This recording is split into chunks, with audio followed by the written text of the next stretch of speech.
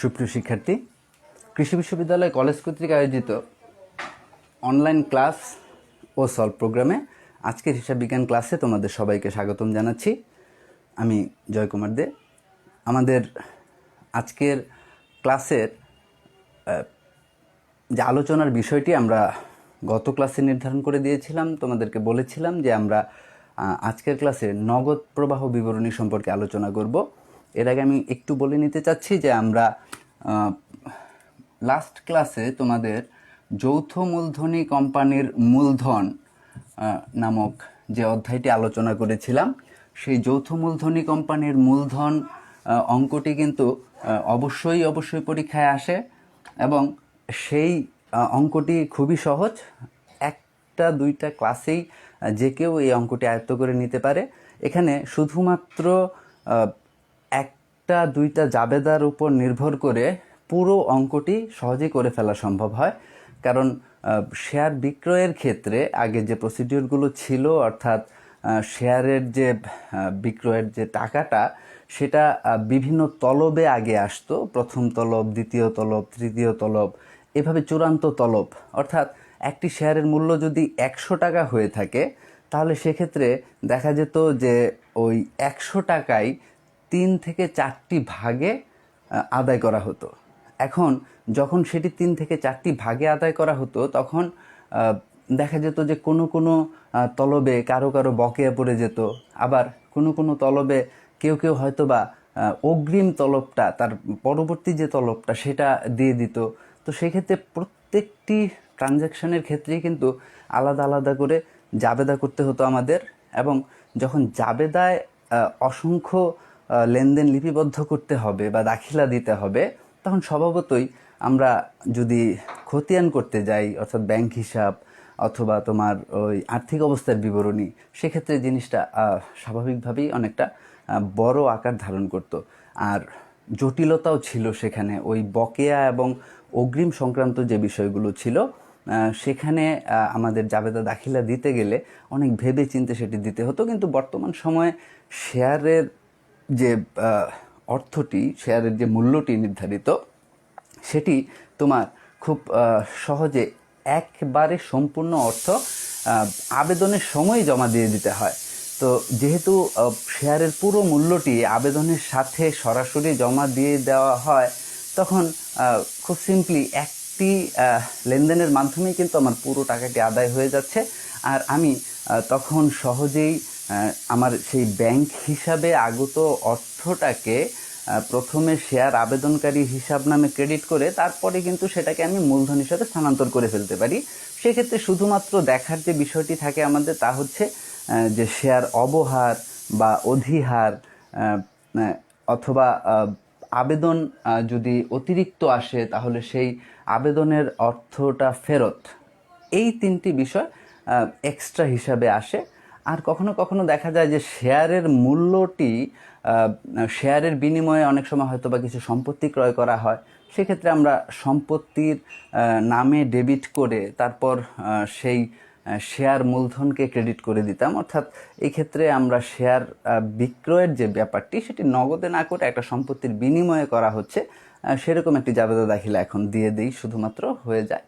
আবার ওই শেয়ার অবলেখকের দস্তুরি বা মজুরি বা কমিশন, এই টাইপের যদি কোনো বিষয় থাকে, যদিও ন্যাচারালি এগুলো খুব বেশি একটা থাকে না এখনকার সময়ে, খুব সিম্পল কিছু বিষয় আসে, যে বিষয়টি আমরা সহজেই আসলে আয়ত্ত করে নিতে পারি, আমরা দেখে নিতে পারি। আমি আগেও প্রিভিয়াস ক্লাসে শেয়ার মূলধন ব্যাপারে আলোচনা করেছি। লাস্ট ক্লাসেও তোমাদেরকে একটি উদ্দীপকের মাধ্যমে সেটি দেখিয়ে দিয়েছি।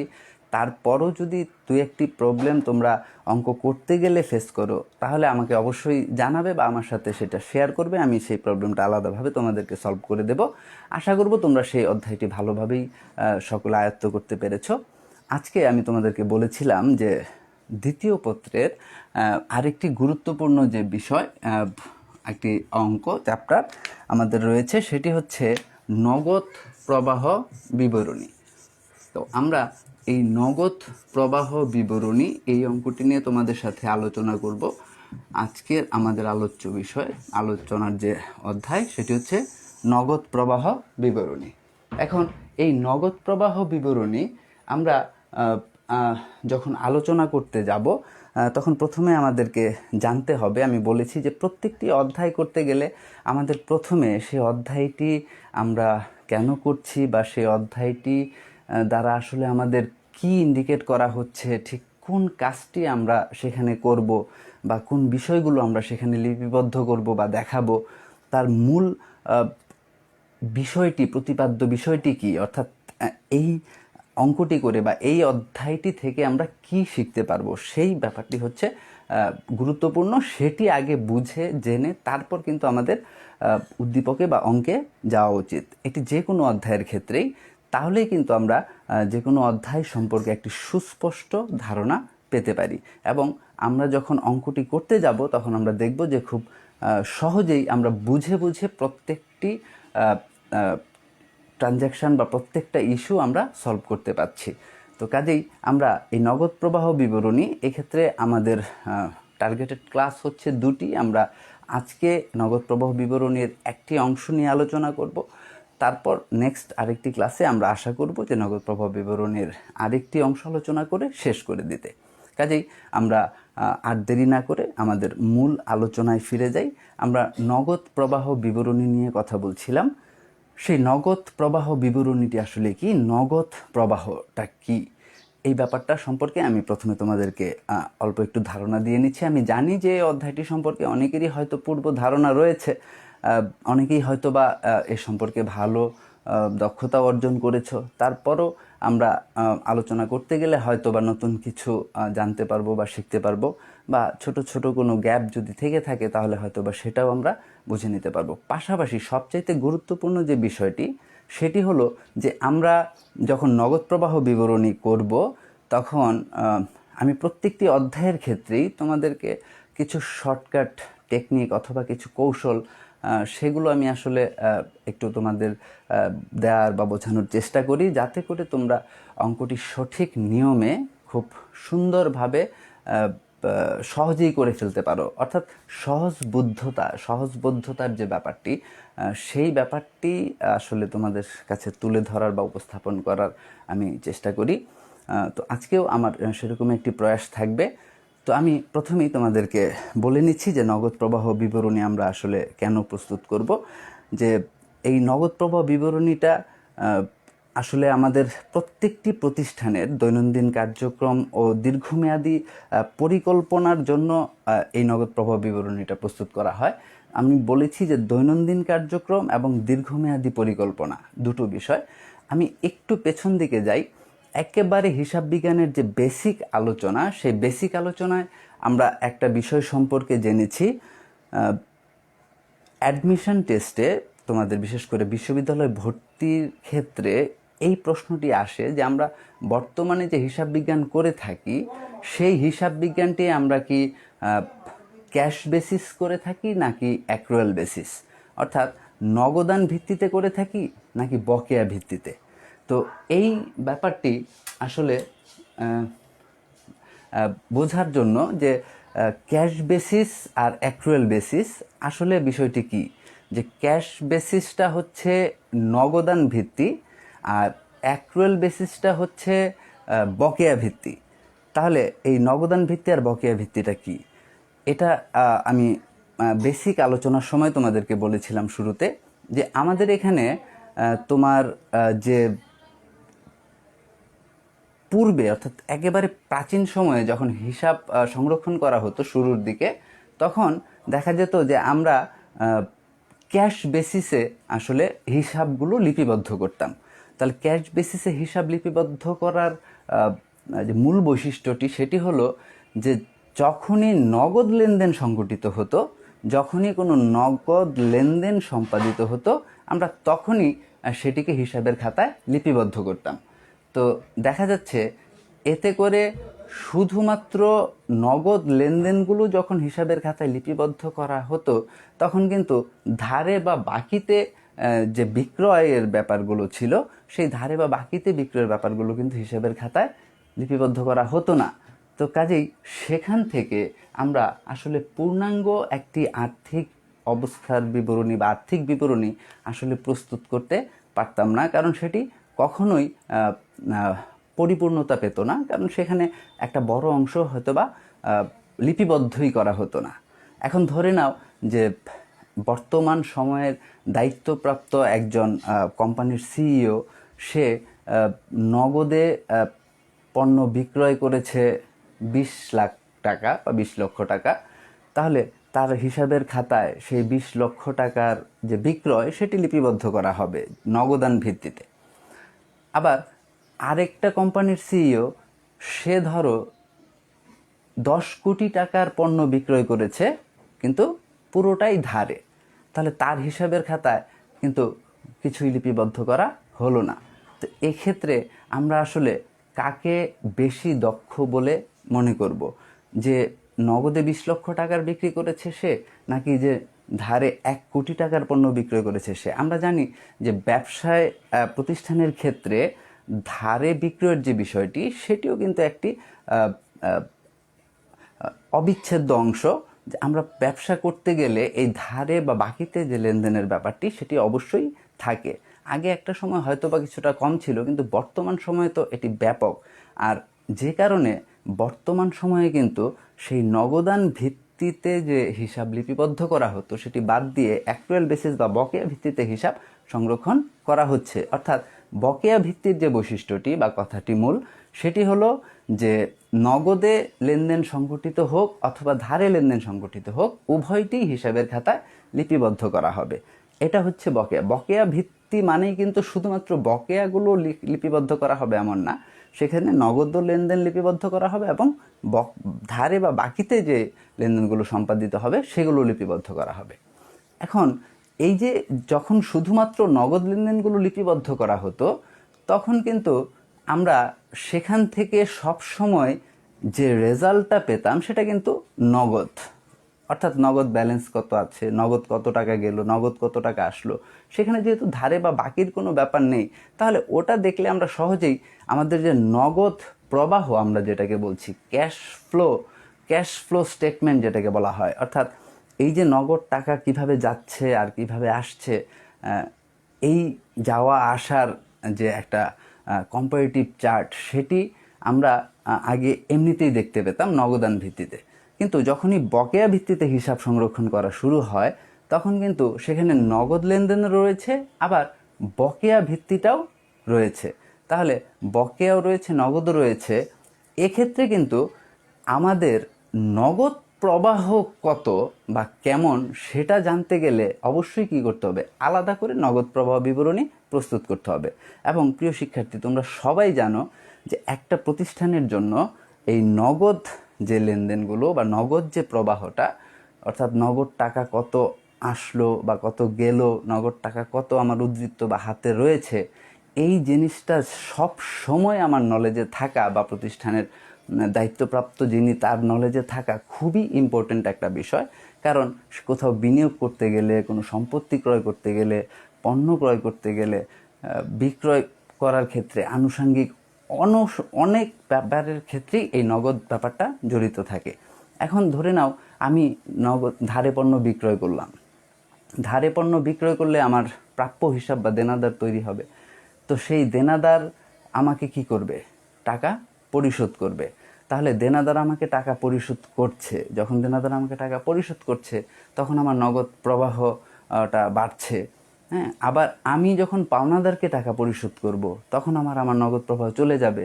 এখন শুধুমাত্র চোখ বন্ধ করে আমরা যদি ব্যবসায় পরিচালনা করতে থাকি, হ্যাঁ, যে টাকা কোন খাত থেকে কিভাবে আসছে, কতখানি আসছে, আবার কোন খাতে আমি কতখানি দিচ্ছি, হ্যাঁ, সেই বিষয়গুলোর প্রতি যদি আমি সজাগ দৃষ্টি না রাখি, তাহলে কিন্তু একটা সময় আমার প্রতিষ্ঠানের নগদ প্রবাহ দারুণভাবে ফল করতে পারে এবং দেখা যাবে যে সেটা একটা নেগেটিভ অবস্থানে গিয়ে পৌঁছে গেছে।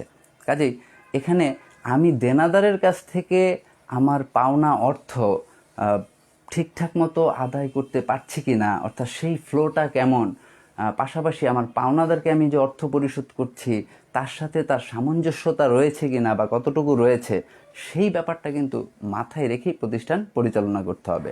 কারণ আমি শুধুমাত্র আমার পাওনাদারকে টাকা দিয়েই গেলাম কিন্তু দেনাদারের কাছ থেকে সেই অনুযায়ী টাকা আদায় করতে পারলাম না, তাহলে বুঝতে হবে যে আমি একটা ভারসাম্যহীন অবস্থায় রয়েছি। কাজেই সেই ভারসাম্যটা রক্ষা করা বা ভারসাম্যটা বজায় রেখে চলা, সেটা কিন্তু আমাদের জন্য খুবই গুরুত্বপূর্ণ। তো এখন দেখো, খুব সিম্পল বা সহজ একটা ব্যাপার যে নগদ প্রবাহ বিবরণী আমরা যখন প্রস্তুত করতে যাব, আমরা দেখব যে একটা নগদের দুটো অ্যাক্টিভিটিস বা দুটো কার্যক্রমই হতে পারে। একটা হচ্ছে নগদ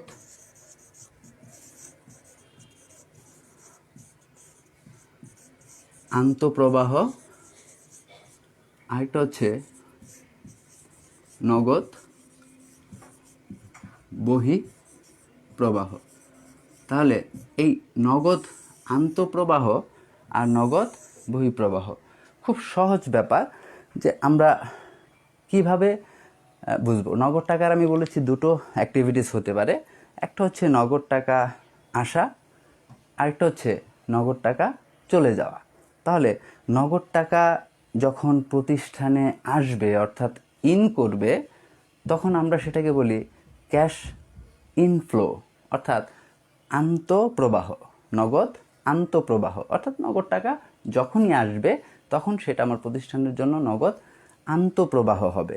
আবার নগদ টাকা যখনই চলে যাবে তখন সেটিকে আমরা বলবো ক্যাশ আউটফ্লো অর্থাৎ নগদ বহিঃপ্রবাহ।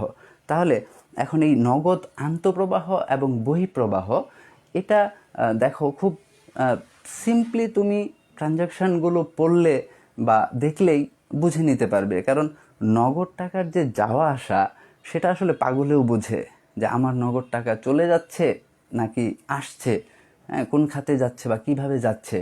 এটা কিন্তু যে কেউ যে হিসাব বিজ্ঞানে খুব বেশি পটু নয় সেও খুব ভালো বোঝে। কারণ আমরা প্রত্যেকেই আমাদের দৈনন্দিন জীবনে এই হিসাব বিশারদ না হলেও আমরা কিন্তু প্রচুর পরিমাণে হিসাব সংরক্ষণ করে থাকি। এটা আমাদের ব্যক্তিগত, সামাজিক, দৈনন্দিন জীবনের ক্ষেত্রে বা তাগিদেই। কাজেই আমরা খুব সহজেই এই ব্যাপারটি বুঝতে পারি। তো কাজেই তোমরাও আশা করি সেটি সহজেই বুঝতে পারবে। যেমন ধরো, নগদ আন্তঃপ্রবাহের কথা যদি আমরা বলি, তার মানে কি হবে যে প্রতিষ্ঠানে নগদ টাকা আসবে। তাহলে প্রতিষ্ঠানে কোন কোন খাত থেকে নগদ টাকা আসতে পারে বা আন্তঃপ্রবাহ হতে পারে, তার একটি ধারণা আমি তোমাদেরকে দিচ্ছি। যেমন ধরো, যে কোনো বলা হলো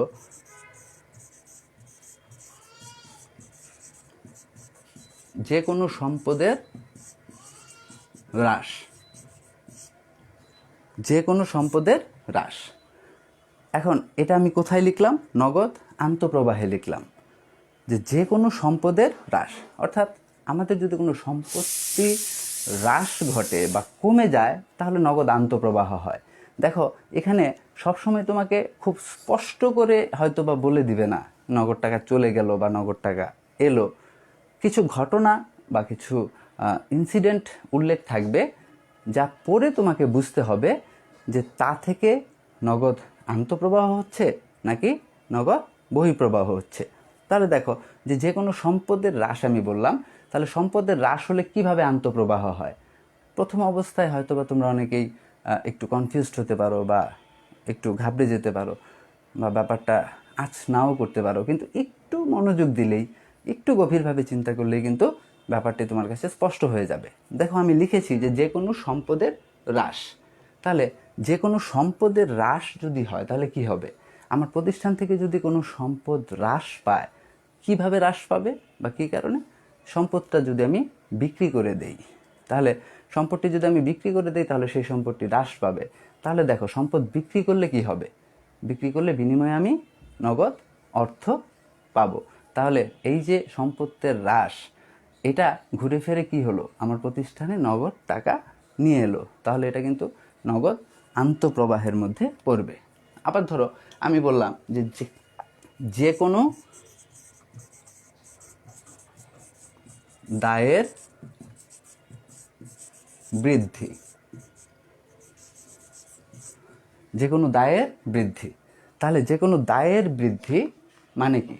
যে কোনো দায়ের বৃদ্ধি মানে হচ্ছে যে ধরো আমরা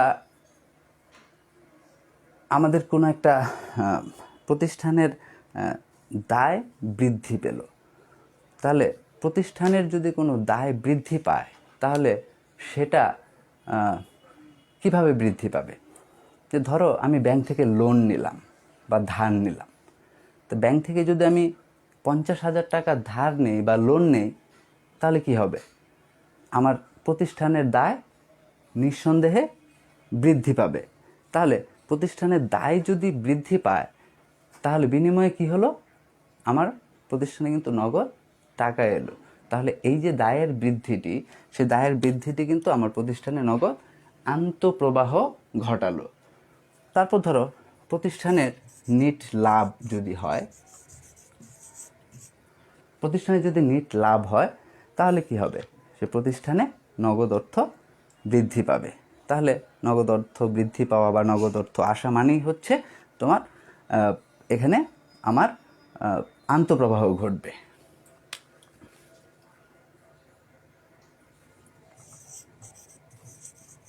অবচয় ও অন্যান্য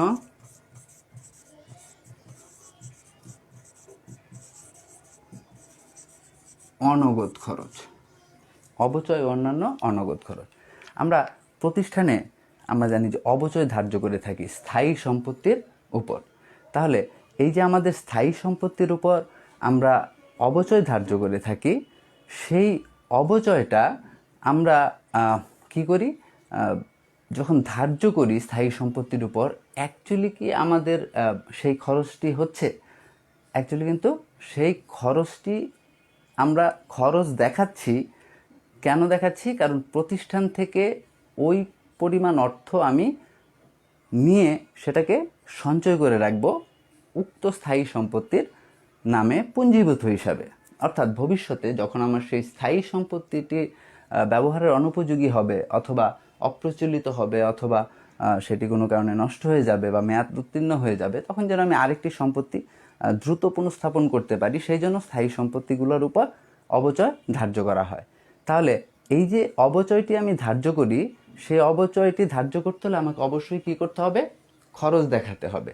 তাহলে আমি যখন খরচ দেখাবো, খরচ দেখানোর পর আমি কিন্তু সেই খরচটি কাউকে দিচ্ছি না। টুম্পা,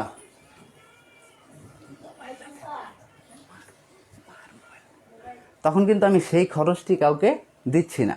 কারণ হচ্ছে যে এই খরচটি আমি দেখিয়ে প্রতিষ্ঠান থেকে অর্থ নিচ্ছি, নিয়ে আমি সেটাকে জমিয়ে রাখছি, পুঞ্জীভূত করে রাখছি। তাহলে কিন্তু আমার সেই অর্থটি প্রতিষ্ঠানেই থেকে যাচ্ছে। তাহলে তার ফলে কি হয়? আমার প্রতিষ্ঠানে একটি আন্তঃপ্রবাহ তৈরি হয়। শেয়ার বা বন্ড ইস্যু, শেয়ার বা বন্ড ইস্যু, শেয়ার বা বন্ড ইস্যু।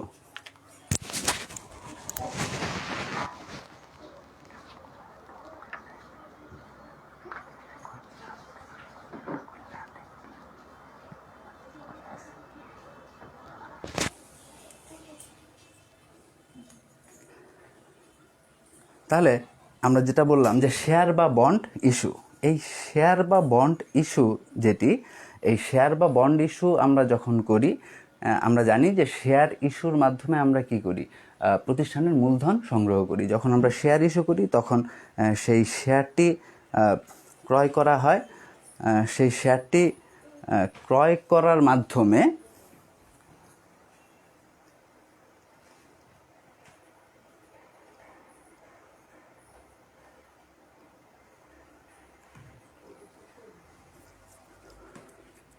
সেই শেয়ারটি ক্রয় করার মাধ্যমে আমরা কি করে থাকি?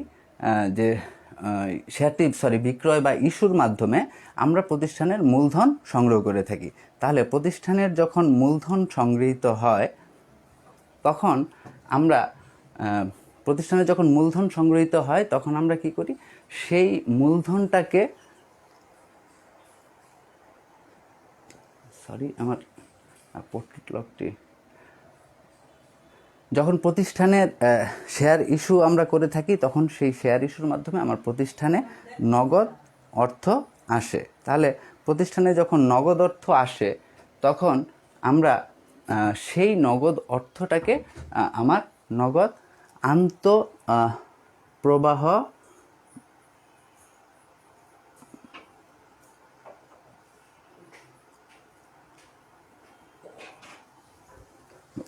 আন্তঃপ্রবাহ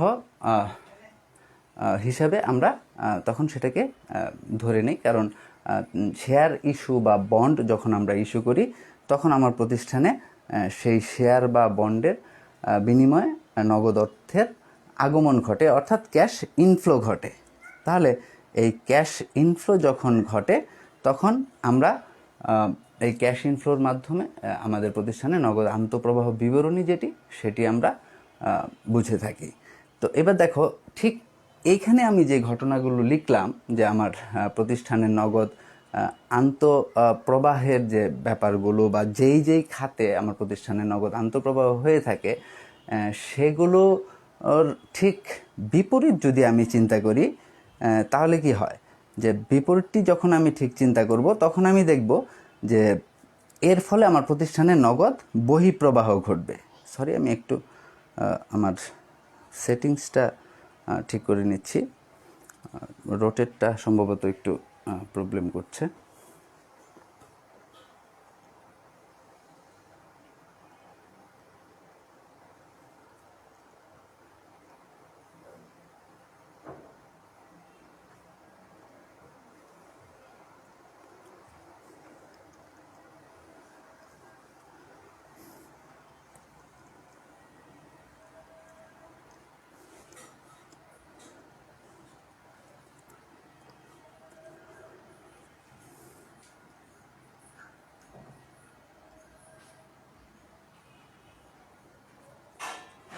দেখো, আমরা যখন বলছি যে আমাদের যে কোনো সম্পদের হ্রাস যখন ঘটে তখন আমাদের কি হয়, প্রতিষ্ঠানে আন্তঃপ্রবাহ ঘটে। তাহলে ঠিক তার বিপরীত, এই যে আমি বললাম যে কিছু কৌশল বা কিছু বিষয় যদি আমরা স্পষ্টভাবে বুঝতে পারি তাহলে কিন্তু খুব সহজেই তার বিপরীতে আমরা কি হতে পারে সেটিও সহজেই জেনে যেতে পারবো। যেমন যে কোনো সম্পদের হ্রাস যদি ঘটে তাহলে আমরা মুখস্থ না করে বুঝতে পারলাম যে তার ফলে প্রতিষ্ঠানে নগদ আন্তঃপ্রবাহ ঘটে। ঠিক একইভাবে যখন আমরা দেখব যে যে কোনো সম্পদের বৃদ্ধি ঘটছে, যে কোনো সম্পদের বৃদ্ধি যখন ঘটবে তখন কিভাবে বৃদ্ধি ঘটবে, একটি প্রতিষ্ঠানে একটা সম্পদের বৃদ্ধি কখন কিভাবে ঘটে, তখনই ঘটবে যখন আমি একটা সম্পদ অর্জন করব বা ক্রয় করব। তাহলে একটা সম্পত্তি অর্জন করতে গেলে বা ক্রয় করতে গেলে আমাকে কি করতে হবে, সম্পত্তিটির জন্য অর্থ ব্যয় করতে হবে। তাহলে সেই সম্পত্তি অর্জন করতে গেলে আমার প্রতিষ্ঠান থেকে যে টাকা চলে যাবে সেটা নিঃসন্দেহে আমার জন্য কি হবে, নগদ বহিঃপ্রবাহ হবে, কারণ তার ফলে টাকা চলে যাচ্ছে। যে কোনো দায়ের বৃদ্ধি বলেছিলাম আন্তঃপ্রবাহের ক্ষেত্রে, তাহলে যে কোনো দায়ের হ্রাস, দেখো যে কোনো দায়ের হ্রাস আমাদের প্রতিষ্ঠানে নগদ বহিঃপ্রবাহ ঘটাতে পারে। তো দেখো, যখন আমি এই বাক্যটি পড়ছি যে কোনো দায়ের হ্রাস, অনেকেই হয়তো বা সহজেই এটার থেকে নগদের কি সম্পর্ক হচ্ছে সেটা হুট করে মিলাতে পারবে না, কিন্তু আমি আলোচনা করার পর যখন তুমি সেটা বুঝতে পারবে তখন কিন্তু তোমার কাছে ব্যাপারটা সুস্পষ্ট হবে যে আসলে কিভাবে এই ঘটনাগুলোর মাধ্যমেও আমি বুঝে নিতে পারবো যে আমার প্রতিষ্ঠানে নগদ টাকা, আমার যখন নগদ প্রবাহ বিবরণী করার সময় হবে, আমি যখন নগদ প্রবাহ বিবরণী নামক অধ্যায়টি করব তখন কিন্তু যে কোনো ঘটনাই সেখানে বলা থাকুক না কেন, আমার মাথায় কিন্তু এটা রাখতে হবে যে এর ফলে আমার নগদ আন্তঃপ্রবাহ হচ্ছে নাকি বহিঃপ্রবাহ, কারণ এই দুটো অ্যাক্টিভিটিসই হতে পারে। তাহলে আমি যদি জাস্ট ওই মূল টার্গেটটা আমার ঠিক থাকে, আমি যদি সেটা মাথায় রাখতে পারি, তাহলে কিন্তু আমি সহজেই সে জায়গায় পৌঁছতে পারবো। অর্থাৎ যাই বলুক না কেন, আমি সেটাকে নিয়ে কোথায় দাঁড় করাবো বা কার সাথে মেলাবো, যে নগদের কি অবস্থা হচ্ছে, সেটা আন্তঃপ্রবাহ হচ্ছে নাকি বহিঃপ্রবাহ হচ্ছে। কাজেই দেখো, আমরা বলেছিলাম যে কোনো দায়ের হ্রাস। তো দায়ের হ্রাস বলতে, যেমন ধরো আমার প্রতিষ্ঠানে প্রদেয় হিসাব বা পাওনাদার রয়েছে 2 লক্ষ টাকার। তাহলে এখন বলা হলো যে 1 লক্ষ টাকার প্রদেয় হিসাব হ্রাস পেয়েছে বা দায় হ্রাস পেয়েছে। তো 1 লক্ষ টাকার দায় কিভাবে হ্রাস পাবে বা প্রদেয় হিসাব কিভাবে হ্রাস পেতে পারে? যেমন ধরো, আমি ব্যাংক থেকে যে লোন নিয়েছিলাম বা ধার নিয়েছিলাম, তার ফলে কিন্তু আমার নগদ আন্তঃপ্রবাহ ঘটেছে, কারণ প্রতিষ্ঠানে অর্থ এসেছে। তাহলে দায় কি হয়েছে? বৃদ্ধি পেয়েছে, যার ফলে আমার প্রতিষ্ঠানে নগদ আন্তঃপ্রবাহ ঘটেছে। এখন সেই দায়টি যদি হ্রাস পায়, তাহলে কি করলে হ্রাস পাবে বা কী কারণে হ্রাস পেতে পারে? আমরা যদি সেই দায়টা পরিশোধ করি, তাহলে আমি যদি ব্যাংকে অর্থ পরিশোধ করে দেই, তাহলে কি হবে? আমার প্রতিষ্ঠানের নগদ অর্থ চলে যাবে, যার ফলে আমার দায়ের হ্রাস হবে। আমি যদি পাওনাদারকে অর্থ পরিশোধ করি বা প্রদেয় হিসাবকে অর্থ পরিশোধ করি, তাহলে কি হবে?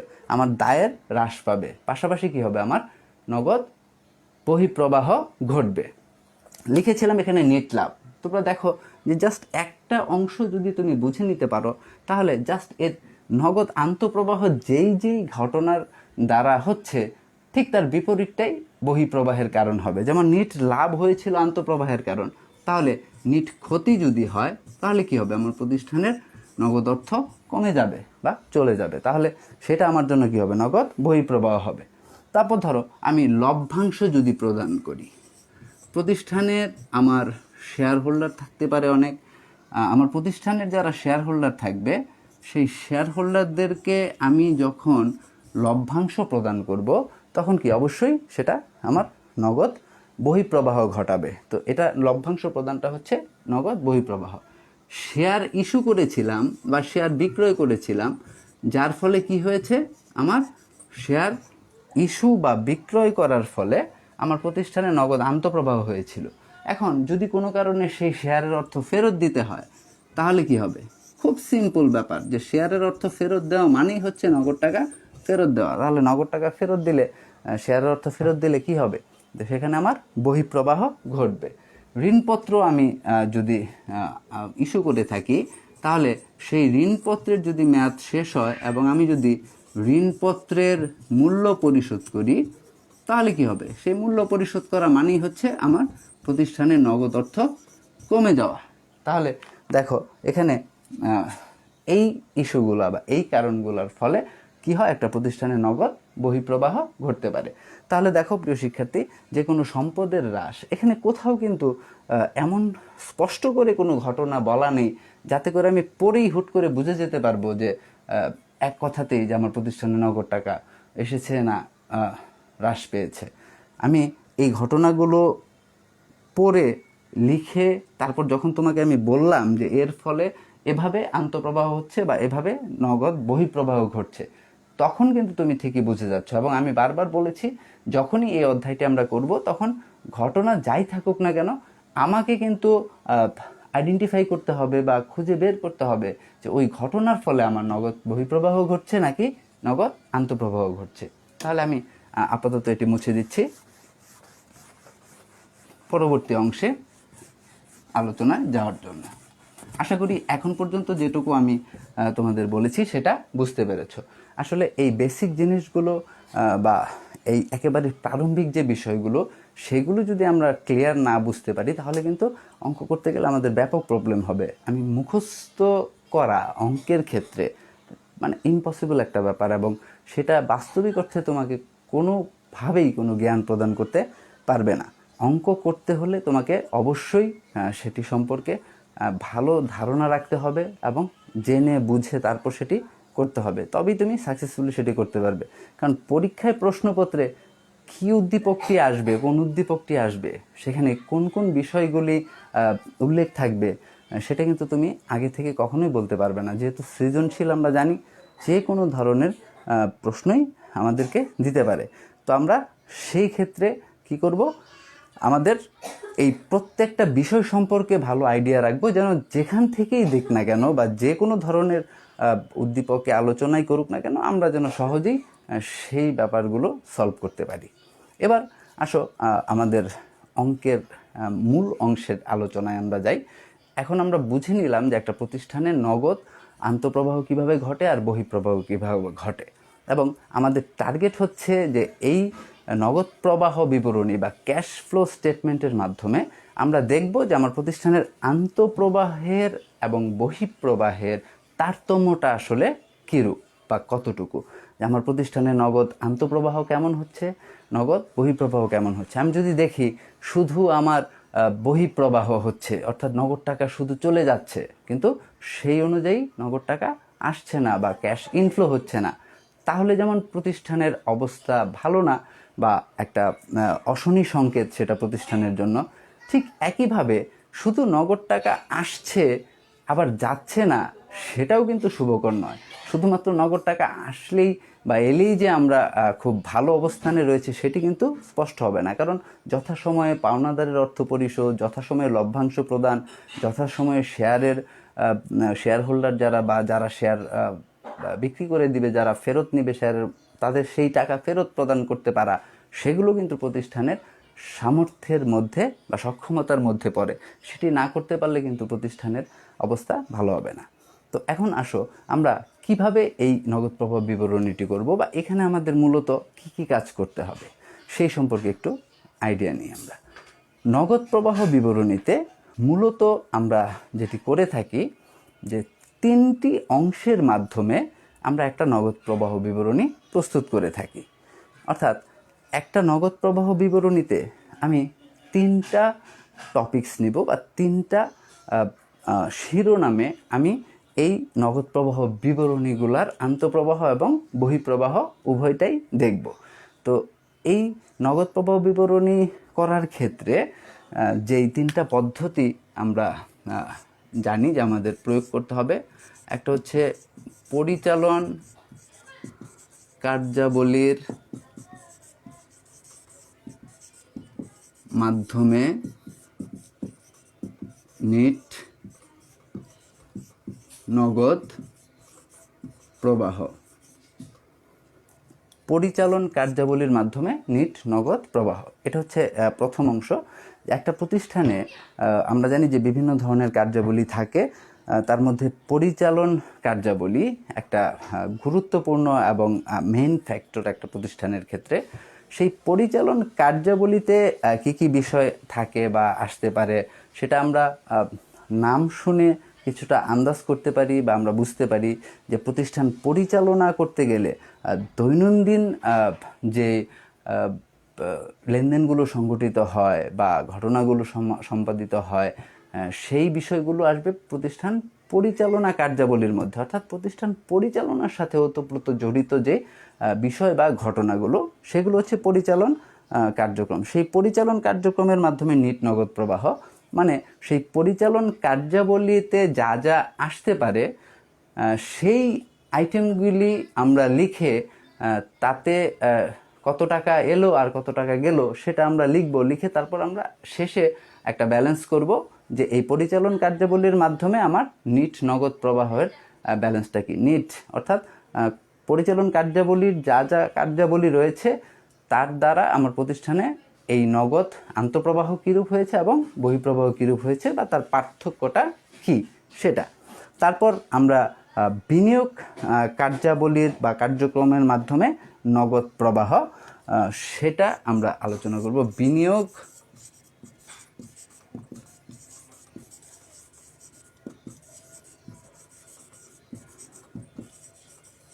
কার্যাবলীর মাধ্যমে নগদ প্রবাহ।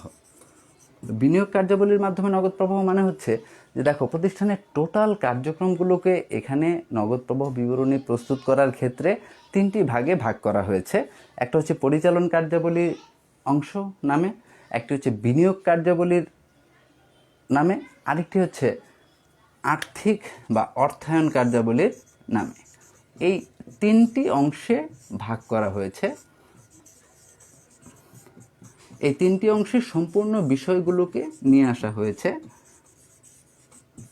আমরা আমাদের সেই উদ্দীপকে যা যা আইটেম পাবো সেখানে কিন্তু এভাবে সব স্পষ্ট করে সুন্দর করে সুশৃঙ্খলভাবে গুছিয়ে দেয়া হয়তো থাকবে না, কিন্তু আমাদের কি করতে হবে, সেখান থেকে এই এলোমেলোভাবে যে দেয়া থাকবে সেখান থেকে আমরা এই সমস্ত ঘটনা বা লেনদেনগুলোকে ক্যাটাগরাইজ করে নেব, অর্থাৎ তার মধ্যে যেগুলো পরিচালন কার্যক্রম রয়েছে সেটা আমাকে আইডেন্টিফাই করে আমি নগদ প্রবাহ বিবরণী করার ক্ষেত্রে পরিচালন কার্যাবলীর মধ্যে যা যা আসতে পারে সেগুলোকে লিখব। তারপর বিনিয়োগ কার্যাবলীর মাধ্যমে নগদ প্রবাহ নির্ণয়ের জন্য আমি বিনিয়োগ কার্যাবলীতে যা যা আছে সেই বিষয়গুলোকে এখানে নিয়ে আসব, এবং এখানে আমি আন্তঃপ্রবাহ এবং বহিঃপ্রবাহের পার্থক্যটা নির্ণয় করব। এবং অর্থায়ন কার্যাবলীর মাধ্যমে নগদ প্রবাহ নির্ণয় করার ক্ষেত্রে অর্থায়ন সংক্রান্ত যে ঘটনাগুলো রয়েছে সেগুলোকে নিয়ে আসব। তাহলে এই তিনটা ক্যাটাগরির মাধ্যমে আমরা এই নগদ প্রবাহ বিবরণীটা প্রস্তুত করব।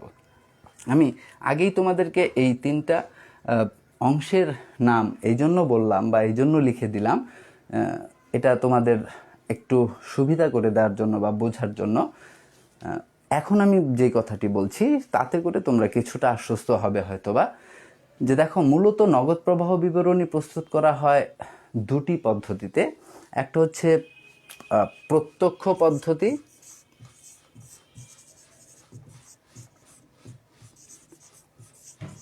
আরেকটা হচ্ছে পরোক্ষ পদ্ধতি। এখন পরীক্ষায় উদ্দীপকে তোমার এই দুটো পদ্ধতির যে কোনো একটি পদ্ধতির কথা বলতে পারে। প্রথমত এটি জেনে রাখো, বেশিরভাগ ক্ষেত্রেই যে প্রশ্নটি বা উদ্দীপকটি আসে পরীক্ষায় সেটি আসে পরোক্ষ পদ্ধতিতে, অর্থাৎ পরোক্ষ পদ্ধতিতে নিট নগদ প্রবাহ নির্ণয় করতে বলা হয়। এটি মোস্ট ইম্পর্ট্যান্ট, কিন্তু তারপরও আমরা দুটোই ভালোভাবে জানার বা বোঝার চেষ্টা করব, শিখব। কারণ হচ্ছে যে কোনটি আসবে আমি তো সেটি নিশ্চিত করে বলতে পারি না, আর এই অর্ধেক শেখার আসলে কোনো মূল্য থাকে না। যেটি আসুক না কেন আমি যেন সঠিকভাবে সেটির উত্তর করতে পারি, সেই জন্য আমাকে দুটো পদ্ধতি শিখতে হবে।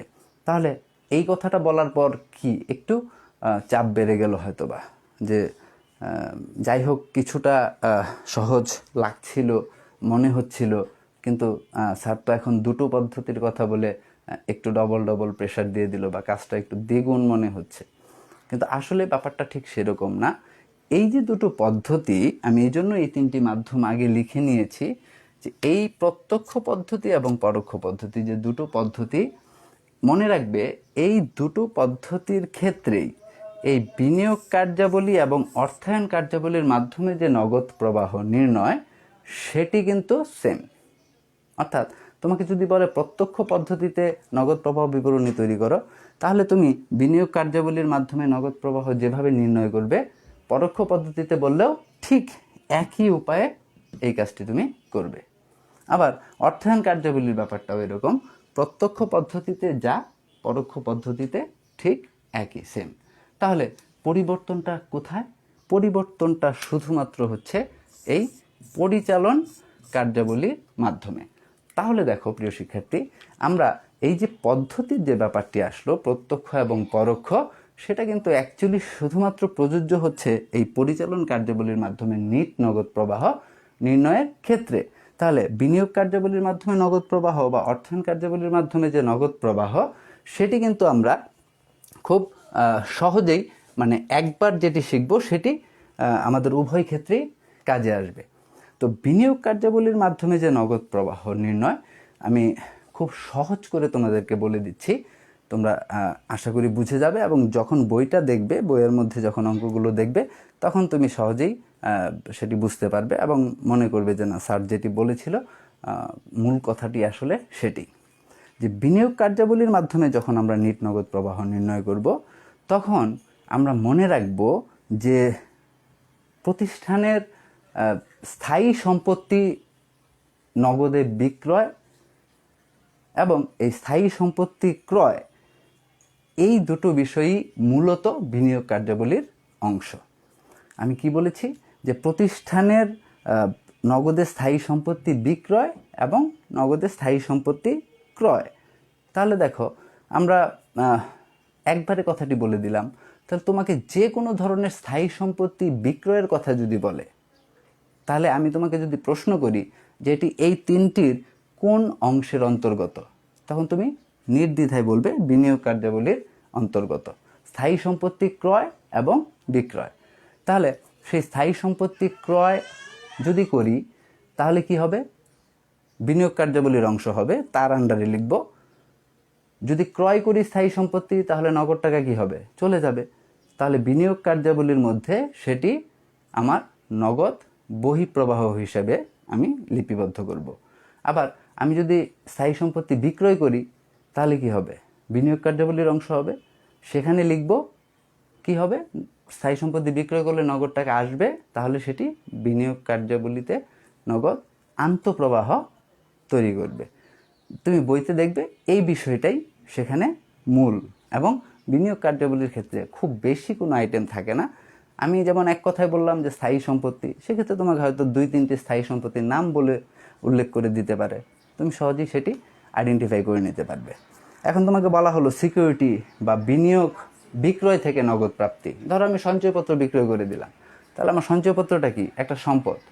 তাহলে সঞ্চয়পত্রটা যদি আমার একটা সম্পদ হয়ে থাকে, তাহলে সেই সম্পদটি আমি যখন বিক্রয় করব, তো আমি সঞ্চয়পত্রটা যখন ক্রয় করেছিলাম তখন আমার সেন্স কী ছিল? বিনিয়োগ করা হয়েছে। তাহলে যখন সঞ্চয়পত্র ক্রয় করব তখন সেটা বিনিয়োগ কার্যাবলীর অংশ হবে। এবং ক্রয় করলে নগদ টাকা চলে যায়, তাহলে সঞ্চয়পত্র ক্রয়টা বিনিয়োগ কার্যাবলীর নগদ বহিঃপ্রবাহ হিসাবে আসবে। আবার সঞ্চয়পত্র যদি আমি বিক্রয় করে দিই তাহলে কি হবে? বিনিয়োগ কার্যাবলীর অংশ হবে, সেক্ষেত্রে আমার নগদ আন্তঃপ্রবাহ হবে, কারণ বিক্রয় করলে টাকা আসবে। ঠিক একইভাবে যদি বলা হয় কোনো সিকিউরিটি থেকে তুমি নগদ টাকা পাচ্ছ, অর্থাৎ তোমার কোনো বিনিয়োগ, সেই বিনিয়োগ থেকে নগদ টাকা পাচ্ছ, তাহলে সেটা বিনিয়োগ কার্যাবলীর অংশ হবে এবং আন্তঃপ্রবাহ হবে। আবার কোনো বিনিয়োগ যদি আমি ভেঙে ফেলি তাহলে সেটি বিনিয়োগ কার্যাবলীর অংশ হবে এবং বহিঃপ্রবাহ হবে। সহজ কথা, সিম্পল। তারপর অর্থায়ন কার্যাবলীর মাধ্যমে নগদ প্রবাহ। অর্থায়ন কার্যাবলী আমরা জানি যে অর্থায়ন কার্যাবলী মানেই হচ্ছে যে প্রতিষ্ঠানের মূলধন সংগ্রহ করার যে প্রক্রিয়া, সেটি অর্থায়ন কার্যাবলীর মূল অংশ। তো আমরা সেক্ষেত্রে শেয়ার বিক্রির মাধ্যমে, একটু আগে বলেছি যে শেয়ার বিক্রির মাধ্যমে আমরা কি করি? মূলত অর্থায়নের যে মূল কাজটি, মূলধন সংগ্রহ, সেটি করে থাকি। তাহলে তোমাকে যদি বলা হয় যে শেয়ার ইস্যু করা হলো বা বিক্রয় করা হলো, তাহলে তুমি কি বলবে? এটা কোন কার্যক্রমের অংশ? বলবে নিঃসন্দেহে অর্থায়ন কার্যাবলীর অংশ। তাহলে অর্থায়ন কার্যাবলীতে শেয়ার ইস্যু বা বিক্রয় করা হলে সেটা কি আন্তঃপ্রবাহ ঘটাবে না বহিঃপ্রবাহ? তাহলে শেয়ার ইস্যু করলে কি হবে? নগদ টাকা আসবে, তাহলে সেটা আন্তঃপ্রবাহ ঘটাবে। আবার আমি যদি লভ্যাংশ প্রদান করি তাহলে কি হবে? লভ্যাংশ প্রদান করলে আমার সেটা অর্থায়ন কার্যাবলীর অংশ হবে, তাহলে সেই অর্থায়ন কার্যাবলীর অংশটা কি বহিঃপ্রবাহ হিসাবে আসবে। ঠিক একইভাবে স্বল্পমেয়াদী ঋণ থেকে যদি আমি নগদ টাকা পাই, তো দেখো স্বল্পমেয়াদী ঋণ আমি যদি নেই, কী জন্য ঋণ নিলাম? প্রতিষ্ঠানটি পরিচালনার জন্য, মানে এটা মূলধন সংগ্রহের মতোই একটা অর্থায়ন কার্যক্রম বা আর্থিক কার্যাবলী, তাহলে সেটা অর্থায়ন কার্যাবলীর মধ্যে আসবে এবং সেটি কি হবে? আমরা নগদ আন্তঃপ্রবাহ হিসেবে লিপিবদ্ধ করব। সো আমি যা বললাম মূল বিষয়টা তোমাদেরকে বলে দিলাম। তোমরা বইতে যখন দেখবে তখন শুরুতে যে একটা ফরম্যাট বা স্ট্রাকচার দেয়া থাকে, সেখানে এরকম একটা শিরোনামে জিস্ট যে জিনিসটা, বিষয়টা, সেটা বলা হবে, যাতে করে তুমি বুঝে যেতে পারো এর মধ্যে কি কি থাকতে পারে। আবার ভিতরে যখন দু একটা উদ্দীপক দেখবে তখন তুমি আরও নিশ্চিত হবে যে আসলে অর্থায়ন কার্যাবলীর মধ্যে কী কী আইটেম থাকতে পারে, বিনিয়োগ কার্যক্রমের মধ্যে কী কী আইটেম থাকতে পারে। তো সব মিলে যে কথা, মুদ্রা কথা, সেটি হচ্ছে এই বিনিয়োগ কার্যাবলী এবং অর্থায়ন কার্যাবলীতে উদ্দীপকে কখনোই 4 থেকে 5টির বেশি আইটেম থাকে না, আরও কম থাকে। সো সিম্পল, খুবই সহজ, একবার দুইবার দেখে নিলেই সেটা আয়ত্ত করা সম্ভব। তাহলে পার্থক্যটা কোথায়? পার্থক্যটা হচ্ছে পরিচালন কার্যাবলীর মাধ্যমে। তাহলে প্রত্যক্ষ পদ্ধতি বলো আর পরোক্ষ পদ্ধতি বলো, তুমি যদি এই পরিচালন কার্যাবলীর মাধ্যমে নিট নগদ প্রবাহটা নির্ণয় করার নিয়মটা জানতে পারো বা বুঝতে পারো, তাহলেই তোমার দুটো কাজ হয়ে যাচ্ছে, বাকি দুটো সেম। তাহলে আমরা এই আলোচনা একটুখানি আসি। আজকে আমরা প্রত্যক্ষ পদ্ধতির যে কথাটা সেটা বলবো, যে প্রত্যক্ষ পদ্ধতি আর পরোক্ষ। আমরা জানি প্রত্যক্ষ মানে যেটা সরাসরি সম্পৃক্ত বা ওতপ্রোতভাবে জড়িত থাকে সেটা, আর পরোক্ষ পদ্ধতি মানে হচ্ছে যেটা সরাসরি সম্পৃক্ত নয়। তাহলে এটা দ্বারা আসলে কি বোঝানো হচ্ছে? দেখো, প্রত্যক্ষ পদ্ধতি মানে হচ্ছে ডিরেক্ট, যেটা সরাসরি। তাহলে প্রত্যক্ষ পদ্ধতিটা কি হবে বলো? এটা কমন সেন্স আমাদের কি বলে, যে যদি তোমাকে বলা হয় প্রত্যক্ষ পদ্ধতি, তাহলে আমি বলি তোমাদের বোঝার সুবিধার্থে যে শুরু থেকে শেষে যেতে হবে। যখন বলবে পরোক্ষ পদ্ধতি, তখন মনে রাখবে নগদ প্রবাহ বিবরণীর ক্ষেত্রে যে শেষ থেকে শুরুতে আসতে হবে। এই কথাটা মাথায় রাখবে তোমরা, তাহলে এই অঙ্কটি করার ক্ষেত্রে তোমাদের জন্য কিছুটা সুবিধা হবে। আমি আবারও বলছি, যখনই তোমাকে বলবে প্রত্যক্ষ পদ্ধতিতে নগদ প্রবাহ বিবরণী প্রস্তুত করো, তুমি মনে রাখবে যে শুরু থেকে আমাদের শেষে যেতে হবে। আবার যখনই বলবে পরোক্ষ পদ্ধতিতে করো, তখন মনে রাখবে এই পরিচালন কার্যাবলীর ক্ষেত্রে শেষ থেকে শুরুতে আসতে হবে। কেন কথাটা বললাম? যে দেখো, যখন আমাদের বলা হয় যে পরিচালন কার্যাবলীর মাধ্যমে তোমরা নিট নগদ প্রবাহ নির্ণয় করো, তো সেই ক্ষেত্রে আমরা যখন কাজটি প্রত্যক্ষ পদ্ধতির মাধ্যমে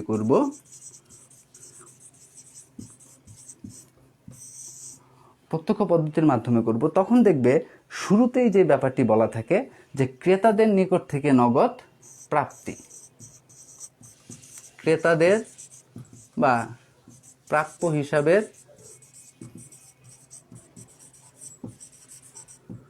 নিকট হতে নগদ প্রাপ্তি।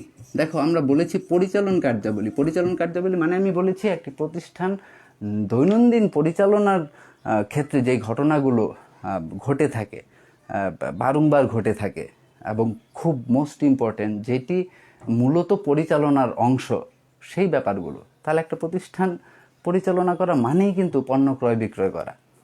তাহলে পণ্য ক্রয় বিক্রয়ের যে কাজগুলো, সেটা কি পরিচালন কার্যাবলীর অংশ।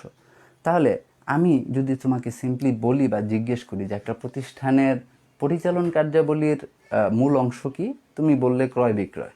তাহলে সেই ক্রয় বিক্রয় যদি হয়ে থাকে পরিচালন কার্যাবলীর অংশ, তাহলে সেখান থেকে আমরা কিভাবে নগদ আন্তঃপ্রবাহ বা বহিঃপ্রবাহটা বুঝতে পারবো? তখন তুমি বলবে যে আমি যখনই পণ্য বিক্রয় করব, তখন কি হবে? নগদ আন্তঃপ্রবাহ হবে। আবার যখন পণ্য ক্রয় করব, তখন নগদ বহিঃপ্রবাহ হবে। তাহলে ক্রয় বিক্রয় যদি মূল অংশ হয়ে থাকে, তাহলে সেটা নগদেও ক্রয় বিক্রয় হতে পারে, আবার ধারেও হতে পারে। তাহলে দেনাদার সৃষ্টি হবে বা প্রাপ্য হিসাব সৃষ্টি হবে যখন ধারে পণ্য বিক্রয় করব। তাহলে ধারে পণ্য বিক্রয় করলে সেই বিক্রয় থেকে মানে দেনাদারের কাছ থেকে যখন আমরা অর্থ আদায় করব বা অর্থ আমরা পাবো, তখন কি হবে? আমার নগদ পরিচালন কার্যাবলীর নগদ আন্তঃপ্রবাহ হবে। তাহলে পরিচালন কার্যাবলীর নগদ আন্তঃপ্রবাহের শুরুতেই দেখবে যে এই বিষয়গুলো উল্লেখ থাকবে, যে ক্রেতাদের বা প্রাপ্য হিসাবে নিকট হতে নগদ প্রাপ্তি। তাহলে দেখো, একটা প্রতিষ্ঠানের পরিচালন কার্যাবলীর মাধ্যমে নগদ আন্তঃপ্রবাহ অর্থাৎ স্টার্টিংটা, সেটা কিন্তু সোজা সরলভাবেই এখানে এলো। অর্থাৎ এটাকেই বলা হচ্ছে প্রত্যক্ষ পদ্ধতি, যেখানে আমরা শুরু থেকেই এই বিষয়গুলো উল্লেখ করে করে আসবো। যেমন আমি বললাম ক্রেতাদের নিকট থেকে নগদ প্রাপ্তি, তারপর ধরো বলা হলো সুদ ও ভাড়া থেকে নগদ প্রাপ্তি। খুব সিম্পল, মানে এটা আমরা পড়লেই বুঝতে পারবো যে সুদ ও ভাড়া থেকে নগদ প্রাপ্তি।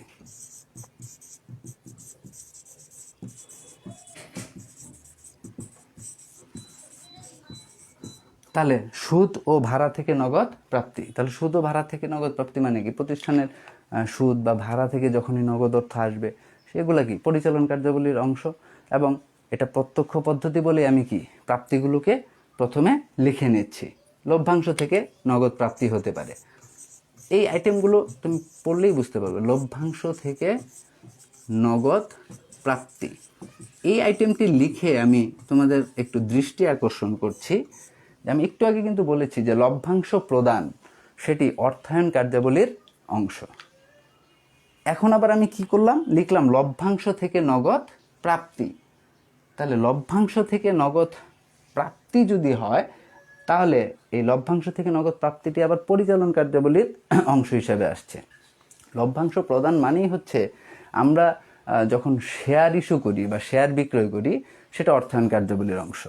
তাহলে লভ্যাংশ প্রদান মানে কিন্তু সেই শেয়ার হোল্ডারদেরকেই লভ্যাংশ দেয়া। তাহলে সেই লভ্যাংশটা যেহেতু সেই শেয়ার হোল্ডারদের সাথে ওতপ্রোতভাবে জড়িত, কাজেই শেয়ার ইস্যু বা বিক্রয়টা যেমন অর্থায়ন কার্যাবলীর আন্তঃপ্রবাহ, ঠিক তেমনি লভ্যাংশ প্রদানটা তাদেরকেই দেয়া, সেটাও অর্থায়ন কার্যাবলীর মধ্যেই পড়ে বহিঃপ্রবাহ হিসাবে। আবার লভ্যাংশ থেকে আমরা যখন নগদ প্রাপ্তি হবে, আমাদের যখন নগদ প্রাপ্তি হবে, তখন সেটা আবার আসবে পরিচালন কার্যাবলীর অংশ হিসাবে। সরবরাহকারীদের কে নগদ প্রদান, তাহলে সরবরাহকারী কারা? আমার পাওনাদার যারা যারা আমাকে পণ্য সরবরাহ করছে, তাদেরকে যখন আমি নগদ প্রদান করব, তখন কি হবে? বহিঃপ্রবাহ হবে। তাহলে সেই পরিচালন কার্যাবলীর আমি এখানে 3টি লিখলাম আইটেম, সেটি হচ্ছে আন্তঃপ্রবাহ। এরপর আরও যা যা কিছু থাকতে পারে সেটা হচ্ছে সরবরাহকারীদেরকে নগদ প্রদান, পরিচালন খরচ নগদে পরিশোধ। অর্থাৎ খুব সিম্পল, তুমি যখন সেটি পড়বে তখন সহজেই তুমি বুঝে যাবে যে আসলে সেটা পরিচালন কার্যাবলীর অংশ হচ্ছে এবং সেটি আন্তঃপ্রবাহ না বহিঃপ্রবাহ। তাহলে আমরা যেটি বললাম যে সরবরাহকারীদেরকে নগদ প্রদান, সরবরাহকারীদের নগদ প্রদান, তাহলে এটি কি হবে? সরবরাহকারীদের নগদ প্রদান, সরবরাহকারী কারা? যাদের কাছ থেকে আমি পণ্য কিনেছি, তাহলে এটা পরিচালন কার্যাবলীর অংশ। এবং যেহেতু তাদেরকে নগদ প্রদান করছি, তার মানে কি আমার নগদ টাকা চলে যাচ্ছে, তার মানে এটি বহিঃপ্রবাহ হচ্ছে। আয়কর পরিশোধ আমি যদি বলি, তাহলে আয়কর পরিশোধ করলে কি হবে? আয়কর পরিশোধ করলে আমার প্রতিষ্ঠানের নগদ টাকা চলে যাবে, তাহলে এটাও পরিচালন কার্যাবলীর একটা অংশ। আয় করা হয় প্রতিষ্ঠান পরিচালনার মাধ্যমেই, আর তার জন্য যখন আয়কর পরিশোধ করা হবে, তখন সেটি আমার এই প্রত্যক্ষ পদ্ধতিতে পরিচালন কার্যাবলীর বহিঃপ্রবাহ হিসাবে এটি আসবে। অন্যান্য খরচ পরিশোধ থাকতে পারে, সুদ পরিশোধ থাকতে পারে, অন্যান্য খরচ পরিশোধ বা সুদ পরিশোধ, এগুলো আসবে পরিচালন কার্যাবলীর অংশ হিসেবে, পরিচালন কার্যাবলীর অংশ হিসেবে প্রত্যক্ষ পদ্ধতিতে।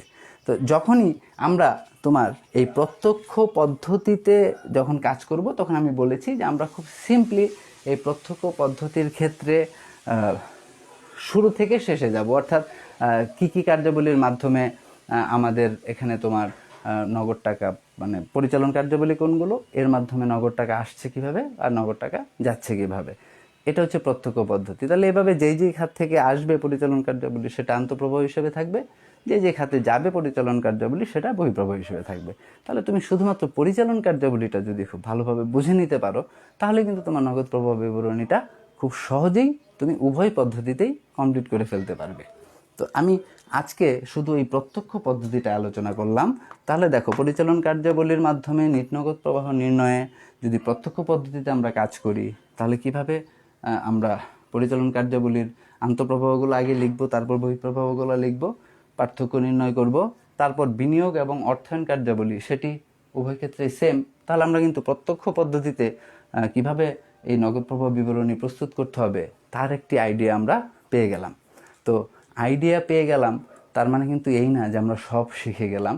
আমি বলেছি যে তোমাদের আরও একটি ক্লাস আমি এই সংক্রান্ত নেব, কারণ হচ্ছে সেই ক্লাসে আমি পরোক্ষ পদ্ধতিতে আমাদের যে পরিচালন কার্যাবলী, সেই পরোক্ষ পদ্ধতিতে পরিচালন কার্যাবলীর বিষয়টা আমরা দেখাবো বা আগে তোমাদেরকে বোঝাবো। তারপর আমরা যেটি করব সেটি হলো যে পুরোপুরি একটি উদ্দীপকের মাধ্যমে আমরা এই প্রত্যক্ষ এবং পরোক্ষ উভয় ক্ষেত্রে পরিচালন কার্যক্রমের ব্যাপারটি আলোচনা করে দেব। যেমন ধরো, পরোক্ষ পদ্ধতিতে যেটি হয়, শুরুতেই লেখা হবে নিট লাভ। তাহলে দেখো, একটা প্রতিষ্ঠানের নিট লাভ কি শুরুতেই আসে, নাকি প্রথমে পণ্য ক্রয় বিক্রয় করতে করতে তারপর গিয়ে শেষে আসে নিট লাভ? আমি শুরুতেই যে কথাটি তোমাদেরকে বলে রাখলাম যে মনে রাখবে, প্রত্যক্ষ পদ্ধতি মানে হচ্ছে শুরু থেকে শেষ, পরোক্ষ পদ্ধতি মানে হচ্ছে শেষ থেকে শুরু। তাহলে শুরুতেই আমি যখন নিট লাভ লিখে ফেলবো, তখন কিন্তু আমি শেষের কথাটাকে সবার আগে লিখে ফেললাম। তারপর আমাকে কি করতে হবে, সেটার সাথে সমন্বয় করে করে দেখতে হবে যে পরিচালন কার্যাবলীতে কি কি কার্যক্রমের মাধ্যমে আমার আন্তঃপ্রবাহ ঘটবে আর বহিঃপ্রবাহ ঘটবে। সেক্ষেত্রে একটু পার্থক্য বা ব্যতিক্রমতা রয়েছে, যেটি আমি খুব সহজে আমার নিজস্ব একটি ফর্মুলার মাধ্যমে তোমাদেরকে পরবর্তী ক্লাসে বুঝিয়ে দেব। আশা করি সেই ব্যাপারটি তোমরা তখন সুস্পষ্টভাবে খুব সহজেই বুঝে যেতে পারবে। তো আজকে যতটুকু আলোচনা আমি করেছি তোমরা ততটুকু অংশ বাসায় খুব ভালোভাবে দেখবে এবং দু একটা উদ্দীপকে সেই প্রত্যক্ষ পদ্ধতিটা ইমপ্লিমেন্ট করার চেষ্টা করবে। তাহলেই কিন্তু পরবর্তী অংশটি তোমাদের জন্য অনেকটাই সহজ হয়ে যাবে। আবার যদি আজকে আমি যা আলোচনা করেছি শুধুমাত্র সেইটুকুই পুঁজি করে বসে থাকো, তাহলে কিন্তু পরের আলোচনাটাও ততটা ফলপ্রসূ নাও হতে পারে। তো কাজেই আমি আশা করব অবশ্যই সবাই বাসায় নিজেরা এইটুকু কাজ করবে এবং পরবর্তী ক্লাসের জন্য অপেক্ষা করবে। স্পেশাল একটি সিস্টেম বা ফর্মুলা আমি তোমাদেরকে দেব, যার মাধ্যমে তোমরা খুব সহজেই নগদ প্রবাহ বিবরণীটা শিখে যেতে পারবে এবং 100% অথেন্টিক একটা নিয়ম, যেটা সকল ক্ষেত্রেই হয়তোবা প্রযোজ্য হবে। দু একটা ব্যতিক্রমতা যদি থাকে আমি তাও তোমাদেরকে উল্লেখ করে দেব। কাজেই সেই পর্যন্ত সবাই কাজ করতে থাকো, বাসায় থাকো, সুস্থ থাকো, সুন্দর থাকো, সাবধানে থাকো এবং বেশি বেশি করে পড়াশোনা করো, কারণ তার কোনো বিকল্প নেই। সময় থেমে থাকছে না, সময় চলে যাচ্ছে তার আপন গতিতে। একটা সময় হয়তো বা দেখব সময় শেষ, কিন্তু বোঝাটা অনেক বেশি বড় হয়ে গেছে, যা বহন করার ক্ষমতা আমার মধ্যে নেই। আর কখন কি ঘটে যায়, কি হয়, সেটি আমরা কিন্তু পুরোপুরি একটা অনিশ্চয়তার মধ্যে রয়েছি। কাজেই সেই ঝুঁকিতে যাওয়া যাবে না। আমরা অবশ্যই নিজেদেরকে তৈরি রাখবো, প্রস্তুত রাখবো, যে কোনো সময় আমরা আমাদের নিজেদের মূল্যায়নের জন্য যেন সঠিকভাবে পরিপূর্ণভাবে তৈরি থাকতে পারি, সেই চেষ্টাটা থাকতে হবে। আজকে আমার সাথে এতক্ষণ ক্লাসে উপস্থিত থাকার জন্য আন্তরিকভাবে, এবং আমি দেখেছি অনেকেই অনেক কিছু লিখেছো বা জানতে চেয়েছো, আমি চেষ্টা করব সবগুলোর উত্তর দেওয়ার। পাশাপাশি তোমাদের এই ইনভলভমেন্টের জন্য আন্তরিকভাবে আমি সবাইকে ধন্যবাদ জানাচ্ছি। আবারও দেখা হবে আগামী ক্লাসে। সেই পর্যন্ত সবাই সুস্থ থাকো, ভালো থাকো। ধন্যবাদ সবাইকে।